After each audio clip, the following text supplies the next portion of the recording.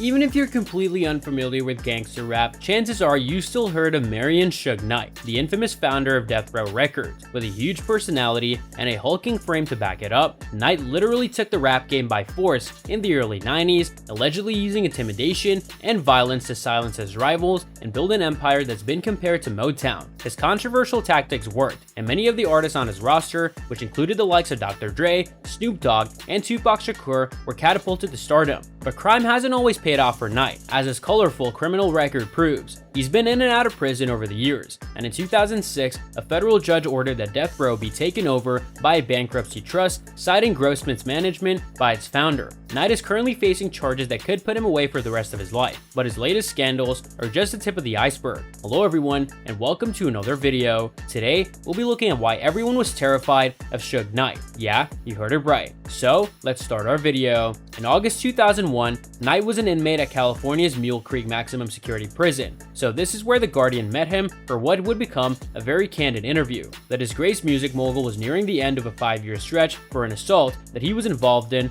on the night Shakur was killed. More on that shortly. And he was in a reflective mood. Knight claimed that his bad reputation was undeserved. If I was 5'7" and 150 pounds, they'd be calling me a genius, he said. Because I'm 6'3" and over 300 pounds, they call me the most dangerous man in the record industry. Knight did admit that he had a violent past that started when he was in his teens. He told a British newspaper that he and his friends used to catch a bus to the affluent Hollywood Hills area and wait outside the schools for wealthy students. The kids would come out and I'd grab them, turn them upside down, and shake out their money. He said, they were easy pickings. A few years later, I was stealing their bikes. No one ever said anything. Why would they? And those white mother effers were running scared of black guys like me. They thought we were some kind of wild animals. The legend of Knight and Vanilla Ice is rap music lore, a tale that may or may not have been embellished over the years, depending on whose version of events you believe. It all supposedly started with a guy named Mario Chocolate Johnson, who claimed to have written a number of tracks with Vanilla Ice, whose real name was Robin Van Winkle, including his hit single Ice Ice Baby.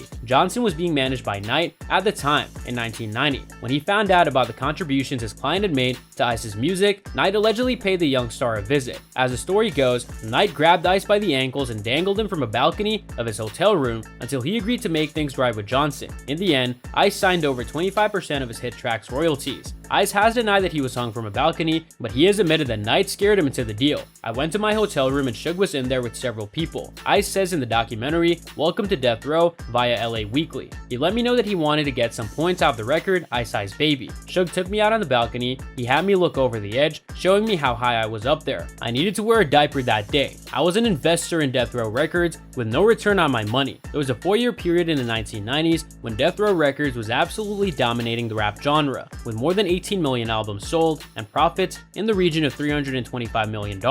As I suggested, the royalties that Knight shook him down for may have helped launch Death Row, but that wasn't enough. To really get the ball rolling, Knight reportedly went to a man named Michael Harris, the first African American to produce a show on Broadway. Harris was also a notorious drug lord, known on the streets as Harry O. Harris reportedly gave Knight's fledgling record company a $1.5 million cash injection and made Death Row a reality. Harris was in prison at the time, serving a 28-year sentence for shooting a man and leaving him to die in the desert, but Harris's wife, Lydia Harris, was able to handle his end of things. It was Lydia, the inspiration for Empire's Cookie Leon, who later wound up sinking Death Row, forcing the label into bankruptcy after she sued for $107 million.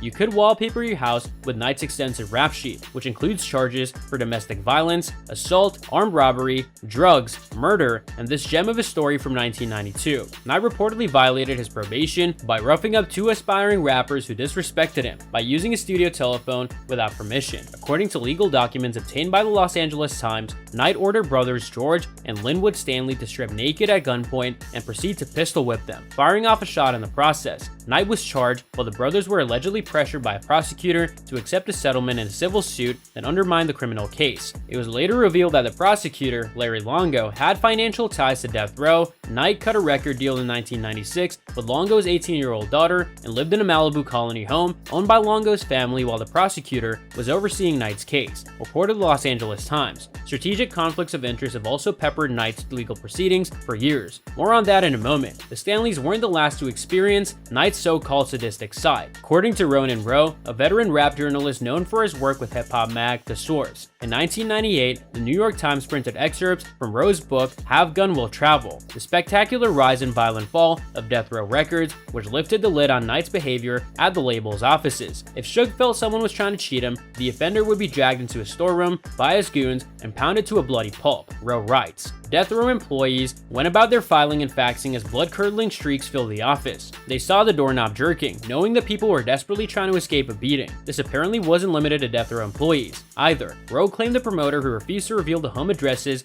of Knight's arch rival, Puff Daddy, Sean Combs, was beaten with champagne bottles and forced to drink Knight's urine. Knight has also been credited with essentially starting the East Coast-West Coast rivalry that flared during the 90s when he showed up at his second annual Source Awards wearing a red shirt, the color of Mob Piru, the gang with which Knight has long been associated. The mogul also mocked Combs at the event, provoking an angry reaction from New York natives in attendance. And that's all for today's video. What are your thoughts on this? Let me know in the comments section down below. I hope that you found this video interesting, and if you want to see more videos like this, please consider subscribing to my channel. See you in the following video with some more of the latest updates, and until then, stay tuned.